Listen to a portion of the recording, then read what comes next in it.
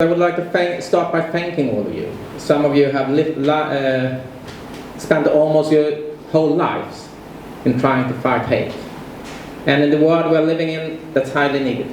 As an ambassador from Sweden to Israel, this is not a bilateral question between Sweden and Israel, but of course we work closely together with many of the actors in Israel. I have never been able to understand the evil behind the Holocaust. I posed the question many times, how could ordinary men and women become the perpetrators behind the greatest, biggest crime against humanity? How could you have the prison guards? How could one of my darkest moments when I went to the Holocaust Museum was the museum where I saw the pictures of the prison guards in the evening bathing by the lake. And you could see happy people falling in love with each other. Young people. But the day they were working in the death camps. How could it happen? I sincerely don't know. Sincerely don't know. But I know that we owe it to the victims to try to find out and to try to commemorate and to try to learn from history.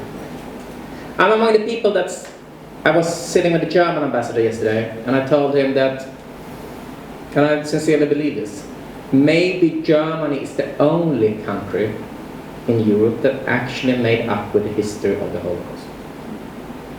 The rest of us, we are better in Sweden now than 20 years ago, but to be honest, we also had a narrative in Sweden for a long time that the higher moral ground was to be neutral in the Second World War. Was it a higher moral ground? Maybe it was smart. We stayed out of the war.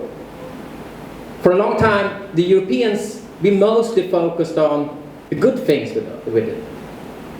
Be it Netherlands, they focused on the people that making resistance. They didn't speak about that Amsterdam was the city in Europe that was most effective in sending people to the death camps.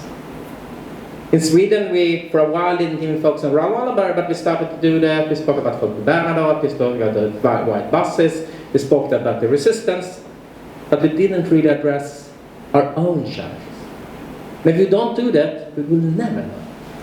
And that's a little bit the purpose of this seminar today, to learn how could we use education as a tool to fight anti-Semitism and other forms of hate. Because I know Christer Mattsson since many years, and he had told me, he was one of the first that taught me one thing, and that is that inside modern extremism, and older extremism, you almost always have anti-Semitism as one of the parts of it. Be it radical Islamism, be it right-wing hate, be it left-wing hate or extremism, you always have an anti-Semitic part of that. Somebody once said that it often starts with the Jews, but it never ends. And for me, anti-Semitism of today and other forms of racism is also the greatest threat to democratic societies, and that's why I'm super happy to host this. I promised Christer that I would speak 1.5 hours and then we have 5 minutes until the end. No, I wouldn't do that. I just wanted to make this introduction why we are organizing. And thank you for the people traveling to Sweden, making connection, learning, and thank you for what you are going to do. Because one of the challenges if you see the Swedish teachers today is that some of them feel a little bit insecure in the classroom. When you have the debates on, take anti-Semitism. Then some feel like, oh, it's Israel-Palestine, it's problematic, we try to speak about something else. Anti-Ziganism. I worked quite a lot with the Roma population of Sweden before. Also, what are these guys? And lack of knowledge in the whole system, in a way that a Roma kid growing up is not being part of the Swedish history. With these words, I would like to introduce the two speakers, you're going to be two. Mm-hmm. The first one is Christer Mattsson, as I a little bit introduced. You are the director of the Segerstedt Institute. You have been working against the intolerance and racism and extremism in Sweden for decades. You didn't have a beard in the beginning, it's grown longer, but it was actually a little shorter than last time I met you. And less grey. Yeah, the Segerstedt Institute, you will introduce a little yourself, and you will introduce Roger. that is a professor in how to educate, if I understand, and you are really an expert in this field, and you will have this seminar together, and hopefully we could take knowledge also of all the smart people that are in the room. Thank you for coming here. I hope we're going to be a little bit smarter after this seminar. That's our expectation. And I could tell you that Rabbi Melchior, you landed 3 o'clock this morning. You were coming here, you were driving 6 o'clock here, starting your meeting 6 o'clock today. So he has high expectations. And you need to deliver. Welcome. Thank you very much. And thank you for inviting us. Your Excellencies, dear colleagues, dear friends, Eric. It's really a pleasure and honor being here. And we are here for 2 reasons. The first reason is obviously you invited us. The second reason is a much longer story. As you mentioned, in the mid-90s, I was a teacher in a small town north of Gothenburg, Kungälv. And Kungälv has a very long, dark history. It was one of the strongholds for the Nazi movement in the interwar period. And it was one of the first areas where they reappeared. And it is actually very literal. The last Nazi meeting in Sweden before the end of the war was held in Kungälv, May the 1st, 1945. And the first meeting of the reappearance of the Nazi movement that was hindered by the security police was also held in Kungälv. So Kungälv do have this dark history. And in 1995, 4 skinheads murdered a young boy. And when it comes to dark history, and when it comes to problems, for social psychological reasons, as human beings, we often tend to diminish our own problems and make other problems bigger. So we often say that it was worse before, or it is bad here, but it is worse over there. And this is in social psychology called a fundamental attribution of error, or error. We seem to see the problem among others. However, this savage murder of a 14-year-old boy led to that it was absolutely necessary to do something. We could not talk about the neighbor municipality. We could not talk about the past. We had to talk about the present. So this led to a long-standing cooperation between the municipality of Kungälv and the University of Gothenburg, where we developed, researched, and redeveloped a teaching methodology to encounter hatred and anti-Semitism. And about 10 years ago, I decided to meet with Erik when you were in government and asked for funding. We are here. So this is the second reason why we are here. So we had this meeting at your office. There was obviously a gap between the engagement among Swedish teachers. There's never been a problem with the will or engagement to combat anti-Semitism, racism, but where were the platform for advanced academic training? It takes more than 60 minutes of inspirational lectures. It takes more than just reading a book and attending a seminar. It needs an environment. So we wanted to have funding for this environment. And you came to Kungälv. We have evidence. And I remember you said, do you really think it will work? It worked. We are here. So thank you very much. That was the start of the Segerstedt Institute. We were funded to have our first 15-credit course. And several of the teachers here have taken that course. I don't know how many teachers we have trained now, but we have trained teachers. in more than 150 Swedish municipalities. So it did work out at the end. I will only say a few things about the Segerstedt Institute and the content of the seminar, and then I will give the floor to Roger to give his presentation, and then I will give a second part. Our mission is to contribute to increased knowledge about preventive work against violent ideologies, violent structures, anti-Semitism, and racist organization. We serve as a national resource and research center, so the teachers here today come from all parts of Sweden, and this is part of the instruction. It was inaugurated 7 years ago, almost precisely. We work with research, teaching, and different forms of collaboration, and therefore it's really, really joyful to see how many Israeli colleagues we have here today. We're always looking for new forms of cooperation. We have very well established cooperation between the Living History Forum, the new Holocaust Museum in Stockholm, and the Yad Vashem, but we're always looking to strengthen our connections. The content area of our work is prevention of violent extremism, social psychological perspectives on radicalization and exit processes. This I will talk about. I have been doing longitudinal studies actually within the neo-Nazi movement in Sweden. So I will share some insights on this movement, how people radicalize and how they are driven by ideology and other issues.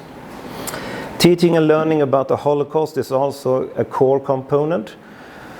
For the obvious reason, I would argue that the single issue that is the most, well, can put it more easily. Every year we have more Swedish students visiting Auschwitz-Birkenau State Museum than we have teenagers taking the confirmation at church.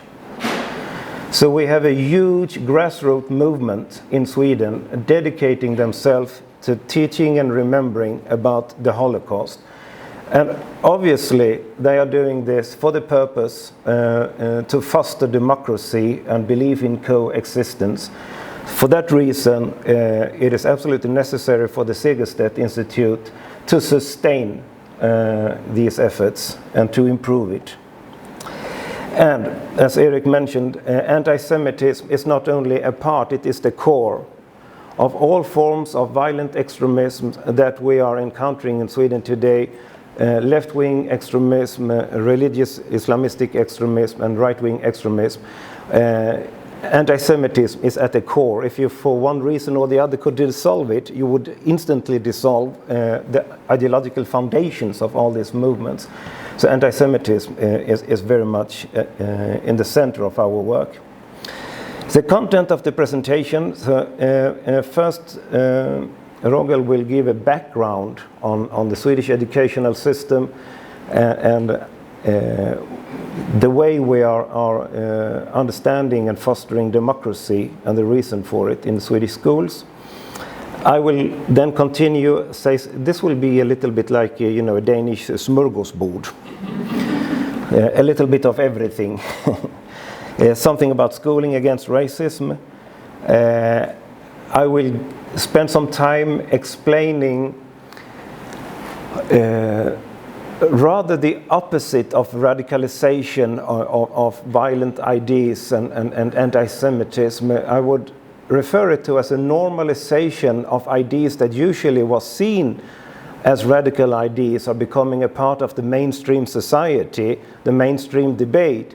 And this, of course, makes it really hard to meet students in the classroom who uphold views that we 20 years ago would see that would call for emergency of fostering a democracy. Today is normalized.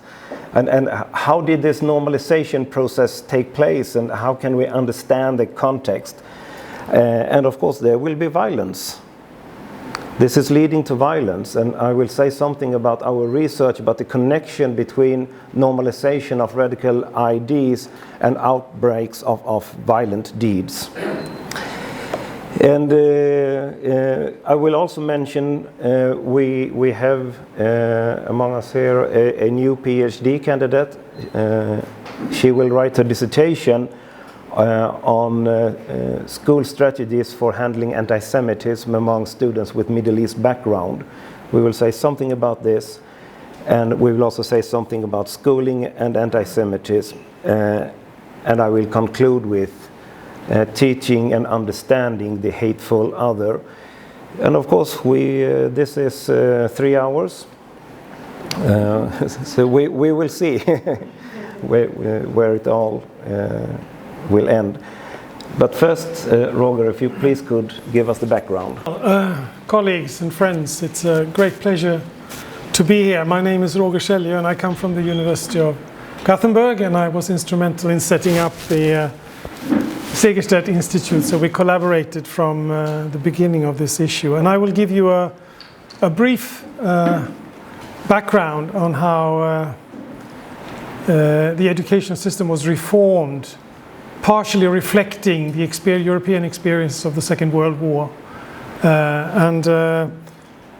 Here you see the pictures that are often shown in Swedish textbooks in school. These are the celebrations at early May of the end of the war, and especially the picture in the middle is very famous and being used everywhere. And of course, this was a time of extreme relief. Even though Sweden was not directly involved in the war as a party to the war, we were affected in all kinds of ways. And you also see the woman wearing the Norwegian flag, and we had developed a very strong ties with our neighboring countries, especially Norway, during the war period. And of course, what we were all reflecting on was the European experience. And just as our ambassador said, it was these questions. It's not only about perpetrators, it's not only about political leaders, but how was it possible to get all these people to collaborate, to contribute, to go to work and do the most horrendous task, then come home in the evening and live with your family, and then go back the next day. And in the museum in Berlin, there is a very touching letter from a man, a German soldier, who admits to contributing to genocide during the day in the Ukraine, and then going home in the evening, writing letters to his family, telling them that today I killed 10 children. It was awful, but it was a quick thing. So he could combine these experiences, being a family father and committing acts of despicable acts. And it's very interesting psychological, disregarding the cruelty of this. How can people cope with such situations? So even though we were not involved directly in the war served as a trigger for a reformation of the Swedish education system. There were many reasons for this, and I will only focus on one, on the ideological premise of these changes, and that was exactly the question that our ambassador raised. How was this possible? How could this happen? If we now make ourselves part of the European experience, how was it possible to manage this? Because if people would not have collaborated, it would have been impossible to do this. It relied on the sort of loyalty, if you will, from many people. So we had several state commissions. We had a coalition government during the war, and some of this work was done already before the war. For instance, there was a decision taken to change from German as the first language to Swedish to English as the first foreign language already before the war. But and this is then part of our, exactly what the ambassador said, our what in German is called Vergangenheitsbewältigung, which means to master the past, to come to grips with it and to integrate it into your present identities, and to sort of have take a stand on what happened and why it happened. And in this case, not just on behalf of Sweden, that was a part of it, but also on behalf of Europe. And as you quite rightly pointed out, it's only Germany, and especially in the old days Western Germany, that has implemented this strategy to the full, or well, I suppose you can never complete it, but they have really occupied themselves with that. In many countries, this is still a very complicated issue to talk about in Europe. And the issue I want to focus on, which had implications for the Swedish school system and the debate, was this problem of authority and authoritarianism, and how authority is exercised in society. And how can we actively support the development of a democratic mindset among citizens to prevent things like this happening? Belief in fascism, in Nazism, things which you know are not true. People standing there and saying things that are obviously not true, and people still going along with it, not questioning it, not raising their voices, not opposing it, not creating fora where this is argued or debated. And in these state committees, the focus was put on education. What is the role of education in this? How can education be mobilized to serve the purposes of fostering a democratic mindset and democratic society? And this is from is a quote I took from the Tage Erlander, who was a Minister of Education in the coalition government of the last few years of the war period, and then later became a prime minister for decades. I don't know how long he was prime minister, but for a very long time, over 20 years at least. And he writes in his memoirs, in his self-autobiography, at the same time, the past period of Nazi rule in Europe had made it clear to us, and this is us being the State Commission, that one of the most important contributions from schooling was to educate people so that they did not become blind to what happened out there in society. The school must provide knowledge about society and make young people feel that they participate in how society is shaped. This also implies shared responsibility for how common concerns are organized. The school must not be isolated from society. It must reach all in similar ways. Then the inner life of the school could not build on authoritarian principles. And from this time on, you could say that the primary task of the school, or one of the primary tasks of the school became to educate democratic people. To many of you, this will seem self-evident, but it was not evident in the history of education to have this as a goal. And to reorganize the school in accordance with the structure and life of a democratic society. And the things I'm going to mention briefly are two levels at which that idea or ideological commitment took form.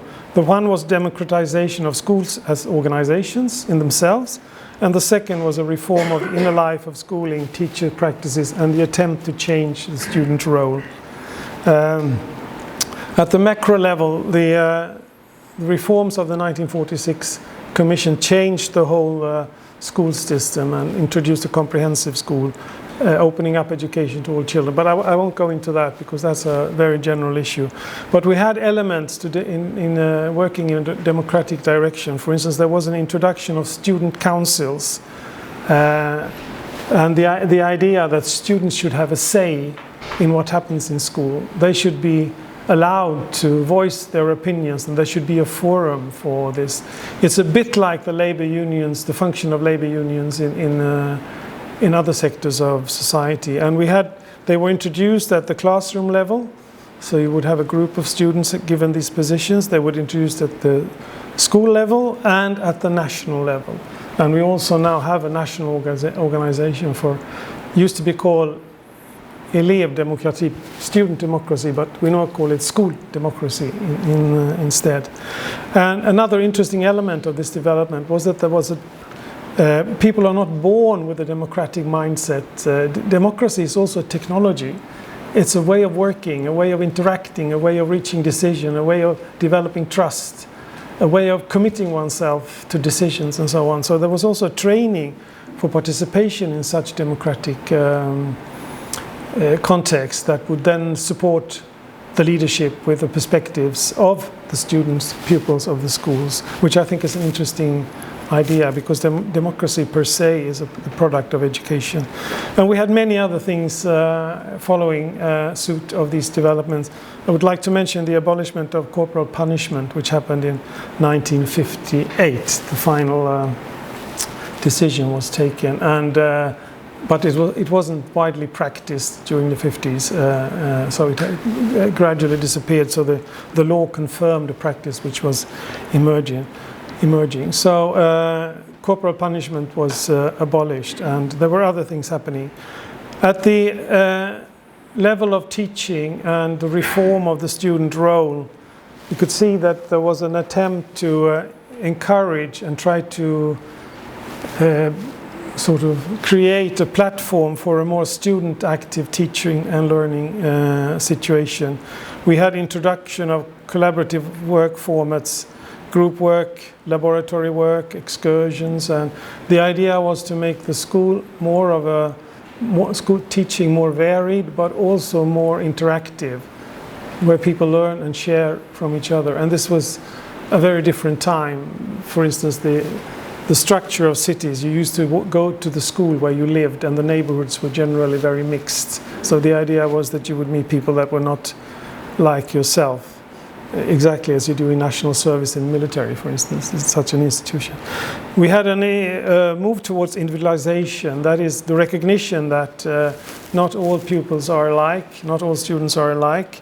So the attempt to also adapt school practices to the needs and interests of the individual student and his or her needs, to somehow move beyond the traditional structuring, a very hard structuring of education. And we had eventually a reform of school subjects. Reform is perhaps not the right word, but it was a successive change of subjects. For instance, history, we got a heavy focus on contemporary history, notably the period from the Second World War and onwards, which came very much into focus. Social science was introduced. There was a predecessor of social science, but the idea of social science was to learn about how societies are organized, and also to learn about the mechanisms of democratic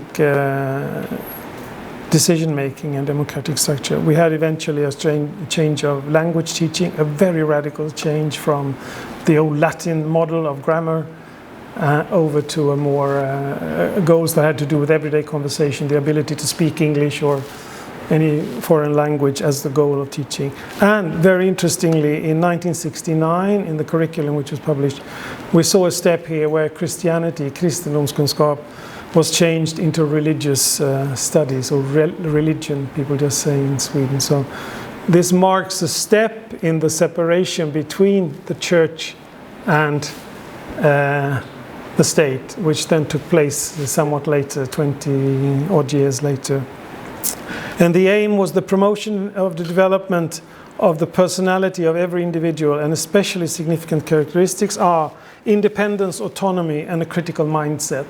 So this reform was very much funded on this idea that autonomous, independent, critical thinkers, they are the antidote to they are part of the antidote to the development that we saw in the 1920s and 30s up to the Second World War. So this was a very clear Swedish idea.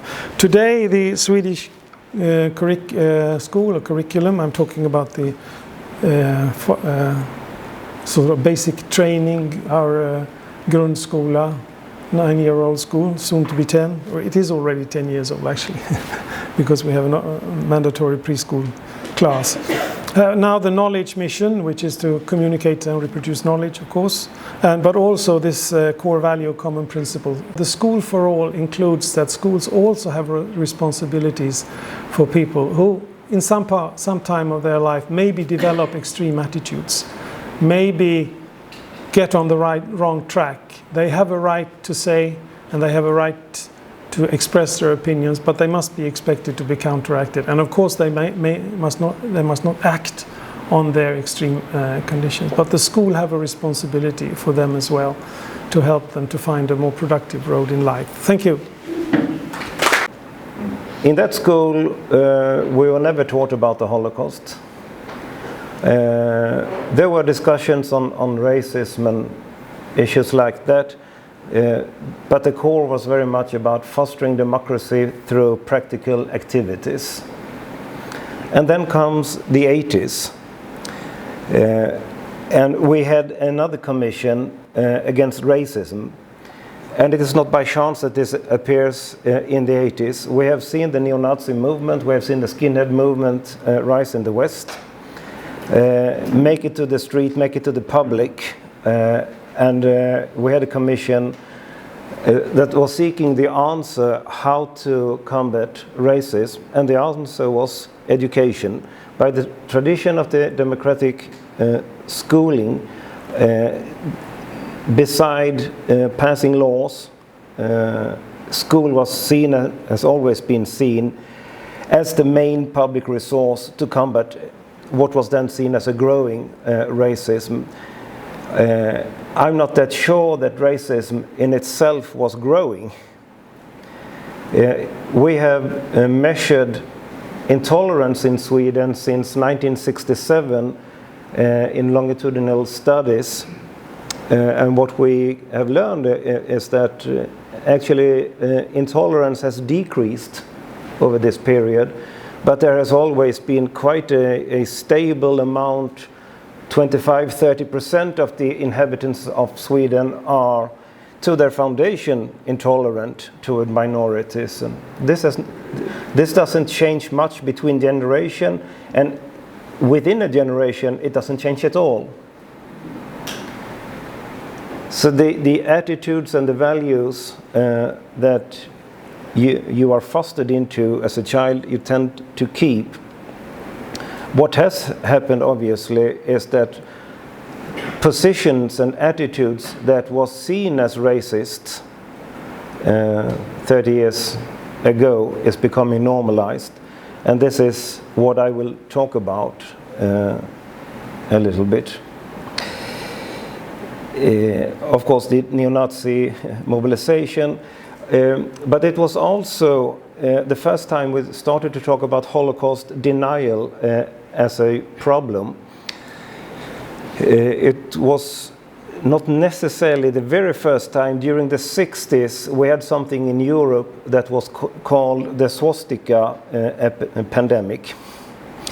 In many countries, youngsters started to spray swastikas on Jewish cemeteries, on synagogues.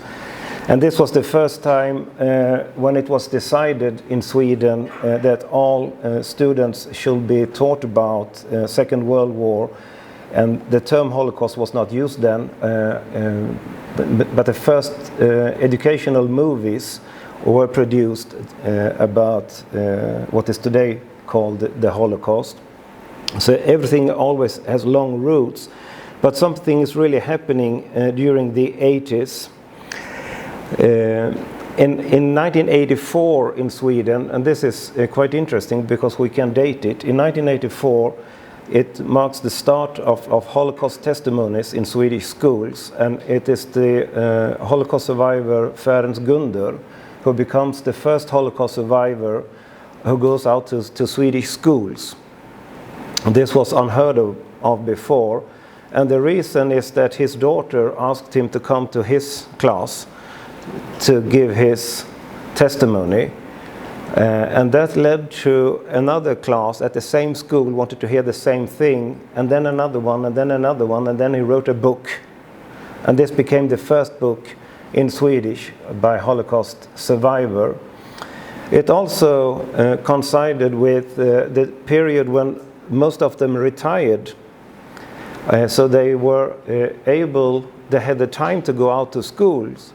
And today I would argue, and Ferenc Gunder's book is being republished in the beginning of next year, and I'm writing the foreword to it. I'm referring to this as the creation of a new culture heritage in Sweden. When I have university students, no matter the subject, if I ask them, have you ever listened to a Holocaust survivor? About half of them have done so if they are born in the 80s or later. So this is a social practice that was unheard of, that is established during the 80s and the 90s, and definitely something that is part of an educational grassroots movement in Sweden, with dedicated teachers inviting the survivors, going on study trips. but it is scattered. There are very little research about it. There are very few examples of formal instructions how to conduct this. So since time is shifting again, I would argue that it is very important for us to understand the contribution of the Holocaust survivors in Swedish classroom. What did they contribute with? And how shall we continue this legacy? And this is also part of the research interest of the Segerstedt Institute. Anyway, what I will spend most time talking about is the emergence of right-wing extremism, doxa, and normalization of anti-Semitism. I have a tendency to be very convincing when I give presentations, but I'm not as convinced myself as I may appear to convince others. So I am in constant doubt in understanding the contemporary time I'm living in. So please, this is a seminar. You are invited to raise your hand, ask questions, criticize what I'm saying, and we will hopefully have a fruitful discussion. So anyway, you have to start in somewhere. 3 years ago, in Sweden we have something that is called Almedalsveckan, that is a huge political fair with all the parties there and attracting a lot of people. In 2019, the neo-Nazi movement, the Nordic resistance movement, were there. They were the political organization that gained most attention from that week.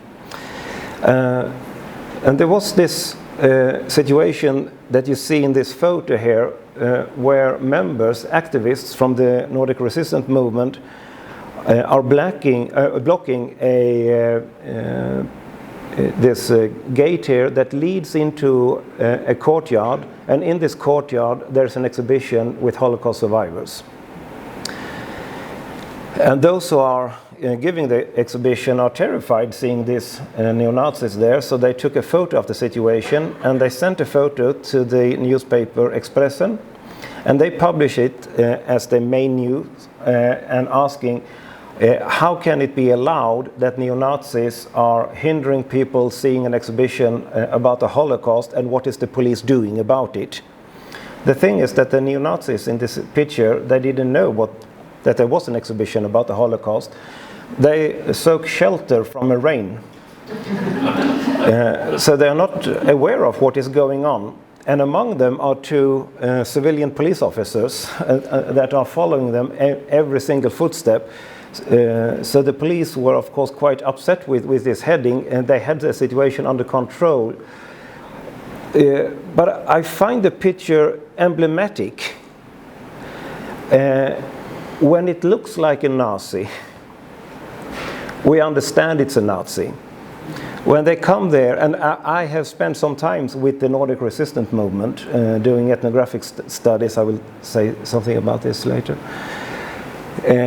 When they look like the former skinheads with tattoos and black dressing and so on, we recognize it.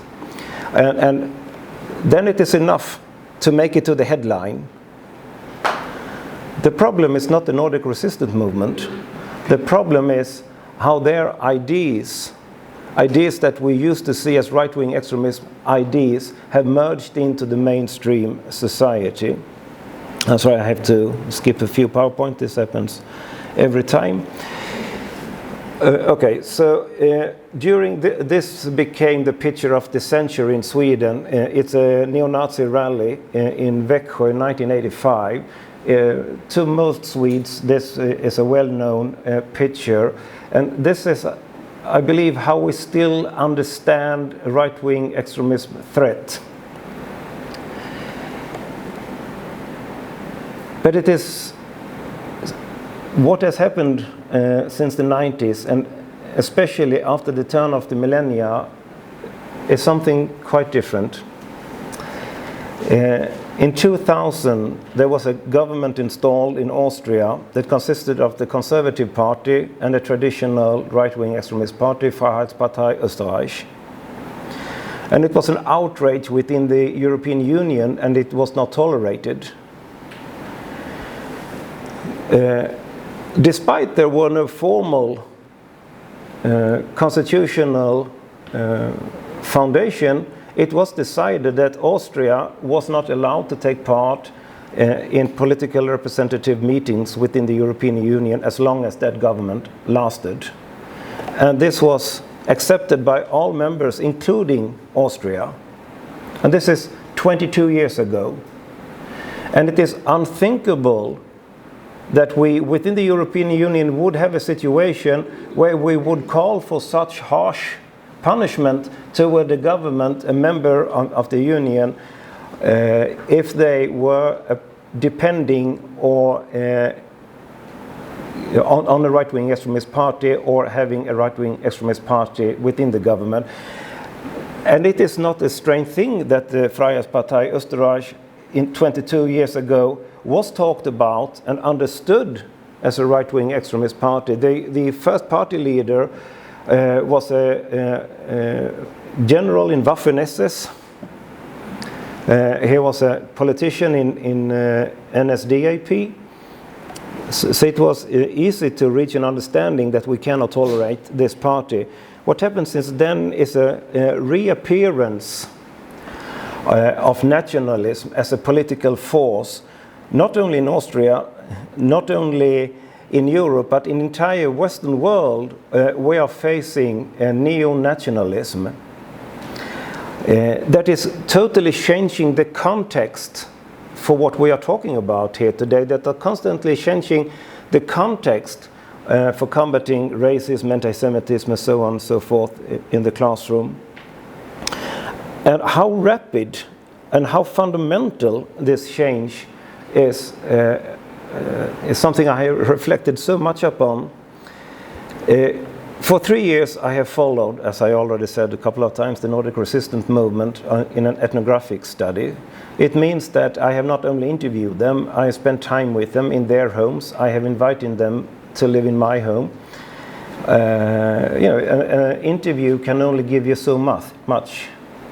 But spending days together, doing routine things, preparing dinner, having a chat over the coffee, you start to talk about other things. And all of a sudden, one of the leaders in this movement started to talk about how the Nordic resistance movement relates to other right-wing extremism organizations, and he states, there are only 3 issues that separates the Nordic resistance movement from other right-wing extremist movements. It is the question about races, that we do talk about Jewish power, and that we deny the Holocaust. And to a large extent, on an ideological level, I think he's right. This is, on an ideological level, what makes the Nordic resistance movement a very extreme movement. They're talking openly about races and about how Jews are running the world. But this is basically the only thing that separates them from other parts of this discourse that is merging into mainstream society. This right-wing extremism discourse have a common shared ideological outset that they all share. First of all, it is a perception of people. They have an essentialistic view of identity. Identity is inherited by birth. For the neo-Nazis, by blood. But for other parts, culture is something that is inherited, and you cannot become a part of it later. They all share the idea of the great replacement theory. All over the world, you hear the neo-nationalists talking about the great replacement. And it is a big difference between traditional nationalism was very much about making France great, making German, standing for your own country. The neo-nationalists is a global movement. They could say nationalists in all countries unite, and they have united. And the basic concept that they unite around is whiteness. The Great Replacement theory is the idea that white people are being replaced on what is seen as white territory by non-white people, or Christian people on what is seen and understood as Christian territory is being replaced by Muslims. This idea they all share to different degrees, but this is at the center of the culture war that is being waged all over the Western world. They also share the idea of a deep state, that is the distrust of democracy. The deep state is the belief that the democratic institutions are not to be trusted, because those institutions are run by someone else. Behind the democratic government, the institutions, the elections, there are other groups running the show. For the Nordic resistance movement, obviously the Jews, but all the rest also refer to it in an obvious anti-Semitic way. If they do not talk about the Jews, as the Nordic resistance movement would do, they will talk about people who are for globalization. And globalization is equated with the constantly wandering Jew who is everywhere but belongs nowhere. And if they don't talk about globalized people or globalized interests, they talk about culture Marxism. And culture Marxism is the idea that the Frankfurt School of Sociology from the 30s have taken the grip of the entire Western world and has brainwashed generations. These are all conspiracy theories. And anti-Semitism is not a part of those conspiracy theories. Anti-Semitism is the core of it.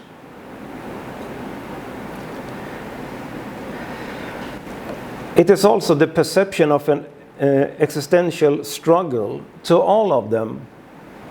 It is about winning or dying. And these terms are used by all of them in different ways. If you observe lone actors, right-wing lone terrorist actors, in many cases they have left a manifesto. Those manifestos, and obviously I have studied them, are these ideas. To some, this idea leads to individual violence. But to the rest of them, violence is understood as a necessary way, or else we will vanish. The white people will vanish. They are obsessed with Jewish influence, but we already talked about that. And they have this understanding that the people have been deceived. This is also something they always share, that true people have been deceived by the power. So we cannot blame the true people. They have been brainwashed in schools, by media, by politicians. So we have the situation we have because powerful groups are behind everything, setting up the 1946 school commission that Roger talked about. In their world, this was a setup by foreign interests. So what this leads to is that we have what I think we should refer to as a right-wing extremist doxa. A doxa is a shared basis for values and attitudes, perception of the world. It is not intellectual. It is very emotional, but it is very true to you. We all belong to different doxas, maybe religious, maybe we may be liberal, and so on and so forth. But we have to understand that this is a doxa. It is not organizations that holds this discourse together. When we try to understand it as political parties or social movements, we don't get a grip of it. It is the doxa that keeps it together. It is the doxa that makes it meaningful to spend hours and hours on social media platform saying this or that about this or that political initiative or those environmental activists. It's this doxa that holds everything together. And the three key components is the Great Replacement Theory, the belief in the deep state. This is when Donald Trump was talking about draining the swamp. That was about the deep state. When the storming of Capitolium took place and they carried signs where it said, "Jews shall not replace us." This was a part of this doxa. People are not instructed to do it. This is developed organically. And the third thing is the deep disbelief in feminism. And this is also very crucial. White men are understood to have been feminized and therefore unable to withstand foreign threats. So feminism must be abolished for white men to be able to defend themselves from this replacement. Okay. So what are the practical consequences? So Professor Thomas Johansson and me, we have been doing several studies together on the transformation of the neo-Nazi movement from the skinhead period to the contemporary period. And in many ways this is a terrifying, but still a great way to understand the emergence of this doxa.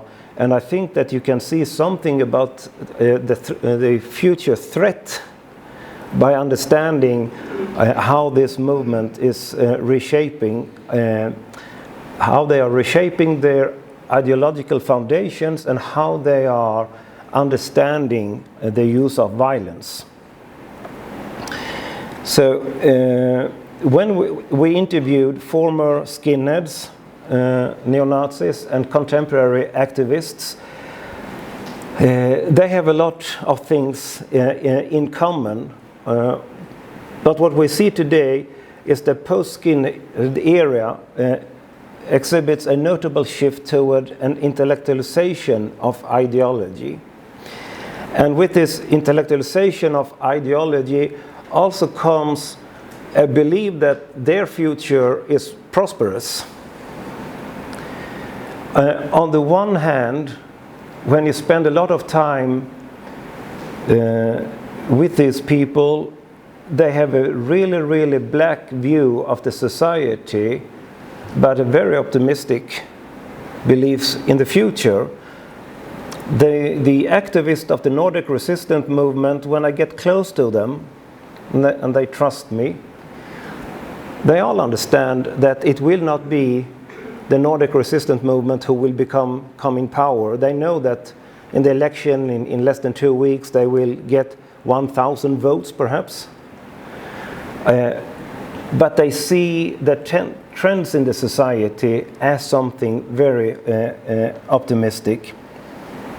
And they also cherish the idea that gradually, and this is, I find it terrifying, they are understanding that people are gradually starting to accept violent deeds. And then I'm not talking about terrorist violent deeds. I'm talking about what is today, once again, talked openly in mainstream debates as repatriation of those who do not belong. Today we don't have a political debate on how to decrease immigration, but how to increase repatriation. These guys here, they are looking forward to physical means of repatriation. So the active neo-Nazis today talk about how to control violence and use restrained and strategic violence for political struggle. And they do, and it is of course only micro examples, but they show strategic situations and using the fear of people to gain attention.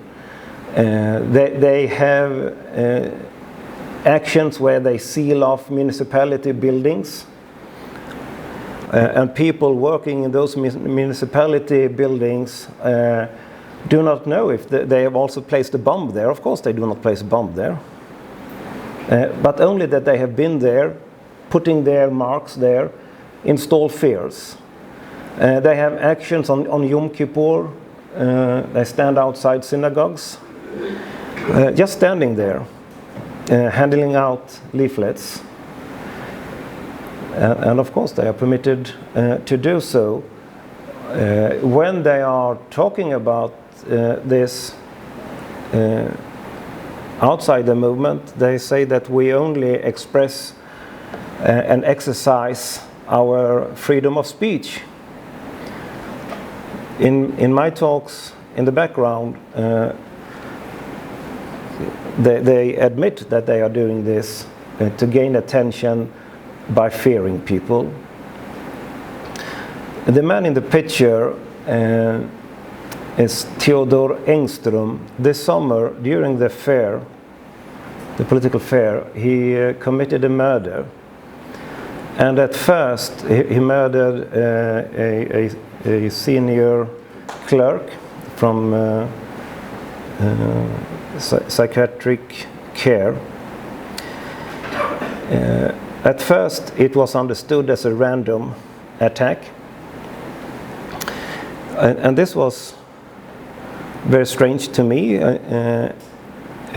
I knew very well who this person was and what he posts on social media, and I have no doubt that he is in need of psychiatric care. And the last week it was also revealed that now he is under suspicion and investigation for terrorist crime because he planned to murder a party leader, a liberal party leader. Still, in media, there's no information, though it is very accessible, that everything he has been writing, he has not been writing, as it is claimed, so much about the devastated situation for psychiatric care in Sweden. He has been writing time after time how modern psychiatric is run by Jews. And this is the problem, how Jews control the world via psychology. and this is also how anti-Semitism is being invisible in society, because journalists don't know what they should be looking for. Even though the writing literally are on the walls here, the digital walls, this is what he's saying.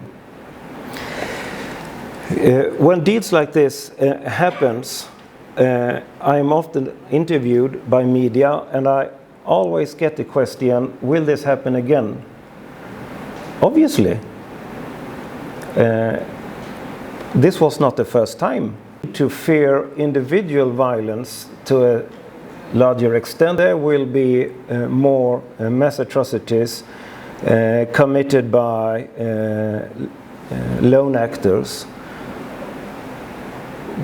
But what we should warn about is that these lone actors may very well be the prelude to systemized violence when these ideas are rooted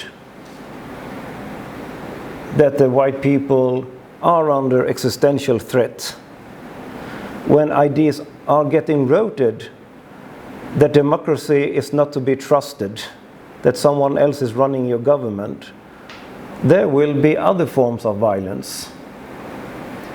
And then we will all be victims. And I do believe that it is happening very rapidly. 22 years after the FPÖ and the Austrian government, and we already started to understand that this will lead to something else than just the installment of illiberal democracy.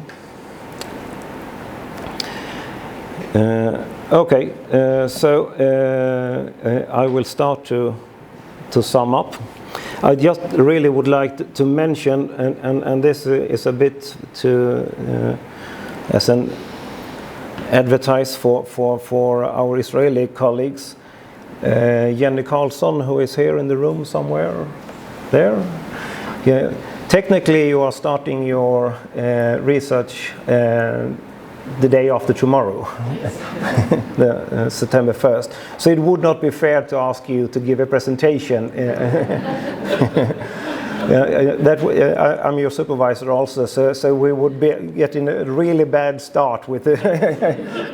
So I will free of that, but I would encourage you to remain in contact with Jenny, because Jenny is going to write about something that I think will be fascinating and really important. We have heard testimonies and examples of how hard it is to handle anti-Semitism in schools where a lot of the students have a Middle East background, and that is of course understandable. The ADL in their studies of anti-Semitism, they have seen that Sweden is one of the least anti-Semitic countries in the world, with about 2% of the population, if I remember correctly, upholding systematic anti-Semitic views. But we also have a large proportion of immigrants from the Middle East, and some of these Middle Eastern countries also, according to ADL, the population inhabits up to 90% of the population having systematic anti-Semitic views. And of course you have a clash in the classroom, and I don't think it is very much about the individual and that person's personal background. It is the context. But it would not be fair of me to try to anticipate what your results will be. But it is about time that we study this phenomena in order to prepare better teaching and pedagogical tools to deal with it.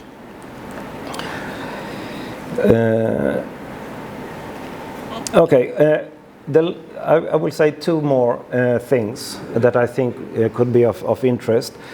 Before the Malmö Forum, the Segerstedt Institute was commissioned by the Ministry of Education to conduct a systematic literature review on all studies on how education can prevent anti-Semitism, all academic research on educational efforts to prevent anti-Semitism that has been conducted in the entire world between 1945 and 2020 with outcome results. So this was obviously a huge task. We were a group of researchers, 5 researchers that did this study for 2 years. There's a lot of things to read. At the end we were very surprised that there were so few studies with outcome results. There was a lot of evaluation if students appreciated this or that program, but not what they learned, not what was the result. So we included research on teaching and learning about the Holocaust. And in totally there were 30, only in the entire world, 37 academic studies on the result of educational efforts to prevent anti-Semitism. And I can send you the link, and you can check if we did it correctly. It will take you another 2 years. I'm sure that you will reach the same result. It was really surprising. We have expected quite a number of studies, and there were only 99 studies on teaching and learning about the Holocaust with an outcome result. There are tons of research on how it is appreciated, what is done, and so on, but not on the result. So you have to understand the difference here. And there are some important conclusions to be drawn. First of all, teaching and learning about the Holocaust is not about reducing anti-Semitism. On the contrary, in about half of the studies on teaching and learning about the Holocaust, the term anti-Semitism is not mentioned. Obviously, based on the result of this study, teaching and learning about the Holocaust is conducted without the backdrop of the role of anti-Semitism. And more importantly, I don't know if it's more importantly, but the intention behind the efforts is not to reduce anti-Semitism. So the Holocaust is studied as an example of what humans can do to other humans to prevent other issues in the contemporary society, to prevent Islamophobia, racism in general, xenophobia, homophobia, but not about anti-Semitism. We didn't find one single example in this result here where the Holocaust was taught in order to reduce anti-Semitism. This is not saying that this is how it is done in each and every classroom. This is the research on education, not education per se. I hope that the situation is better in the classroom worldwide than this result. Okay, so we can talk about these findings later. But this is a really interesting figure. If you all please try to remember this, it will be on the test next week. These are the key words from the studies. So when you scan all the content of all studies, you will find keywords.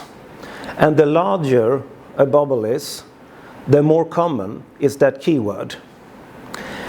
And the connection between the bubbles are how the keywords are related to different phenomena within the text. So, for instance, Holocaust is obviously mentioned very oftenly, and it is very often connected to education. And as you may see to the left in the picture, you have the word Jews. So Jews are commonly mentioned, but that is connected to death. Where do you find anti-Semitism? There. So it is more common to mention Poland. It is more common to mention Scotland than anti-Semitism.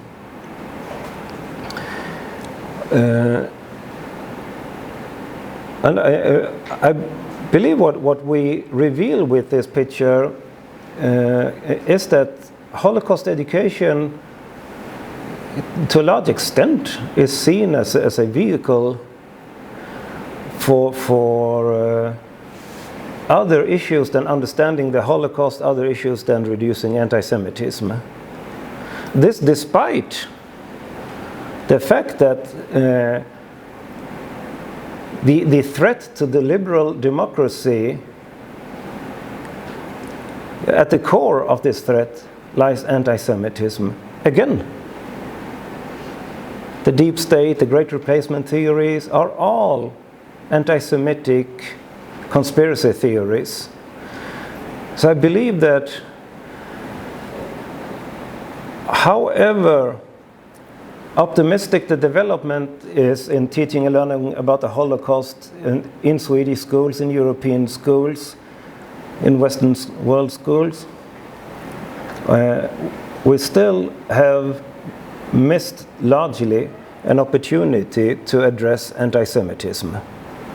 And this has to be observed, and we have to do something about it.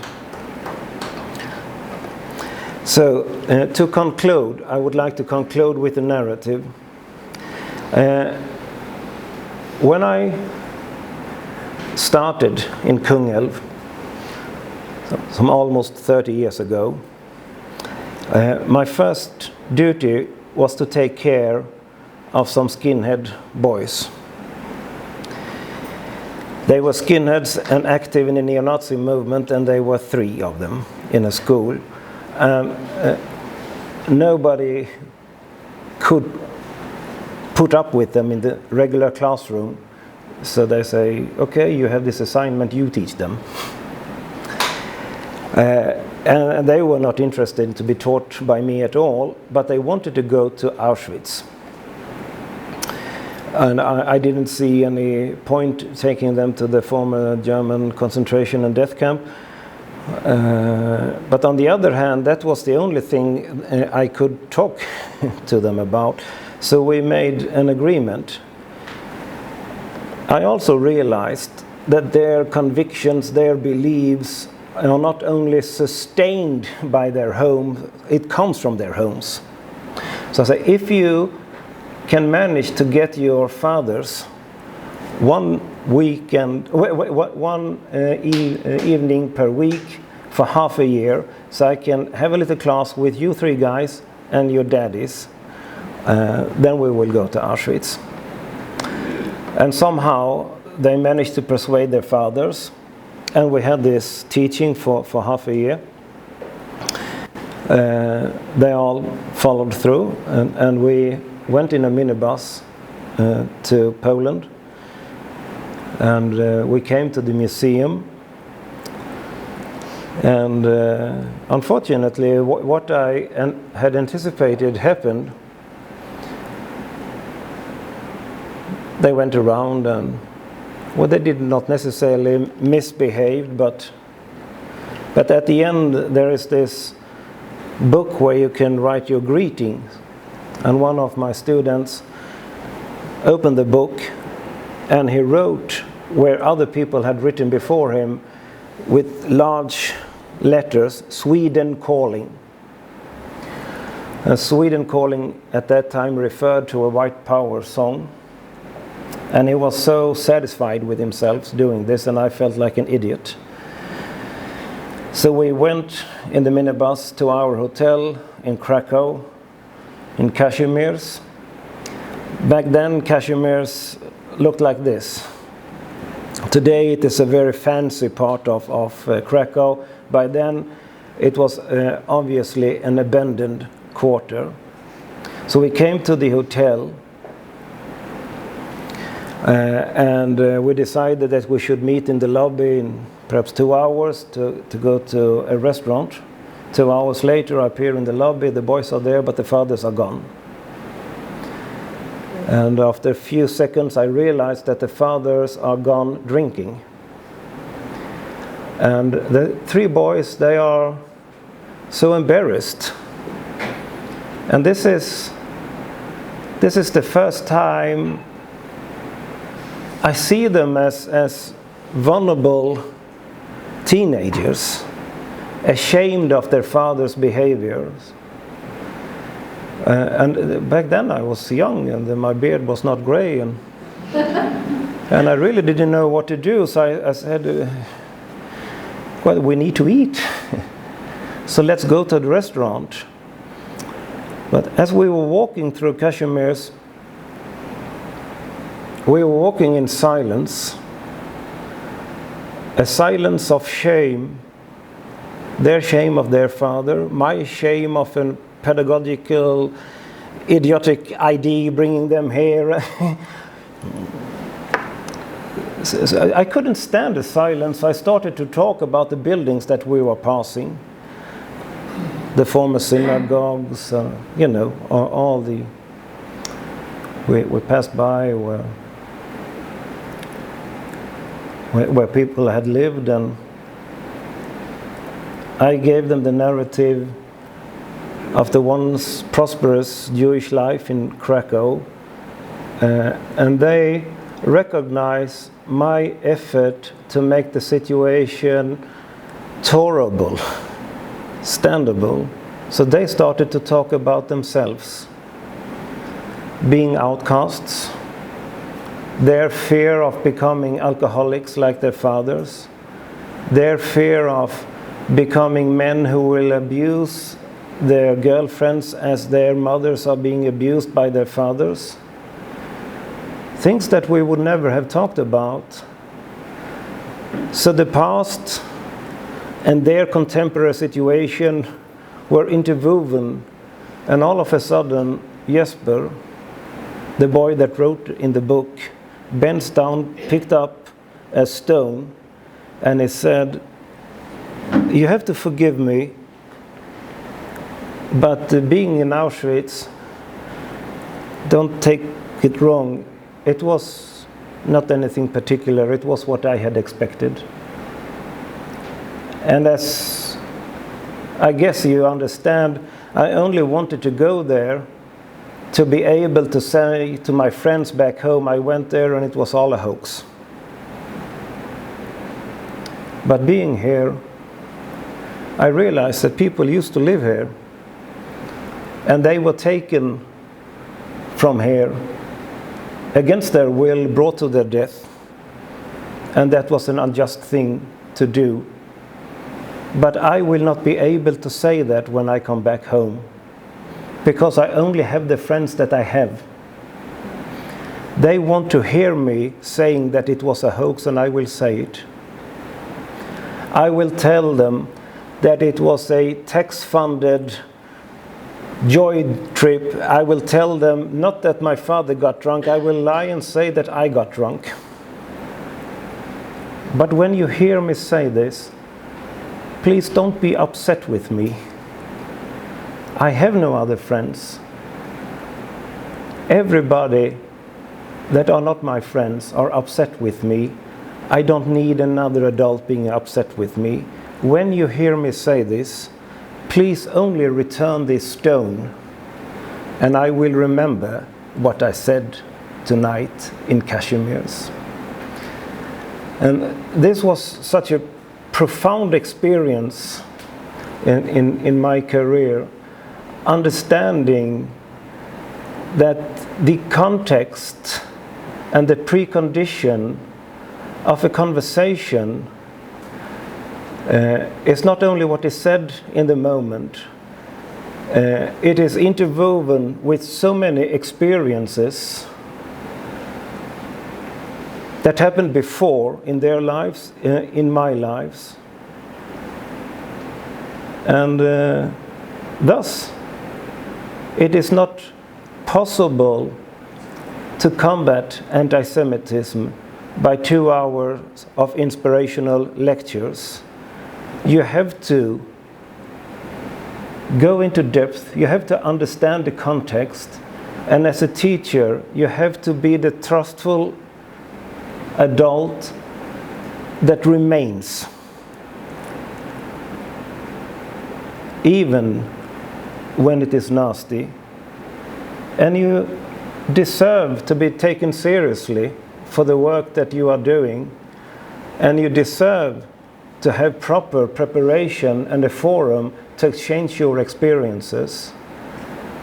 So once again, thank you very much, Erik, for being the first one who prepared this context.